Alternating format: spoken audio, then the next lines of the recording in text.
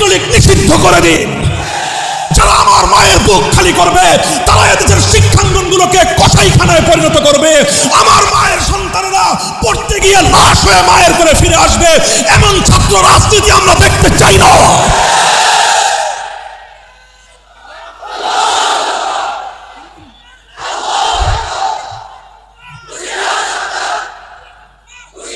সংগ্রামী সাথী ও বন্ধুগণ, জানি এই কথাগুলো হজম করা বড় কঠিন আপনাদের জন্য, জানি এই কথাগুলো বলবার দায়ে আমাদেরকে অভিযোগের কাঠগড়ায় দাঁড়িয়ে যেতে হবে।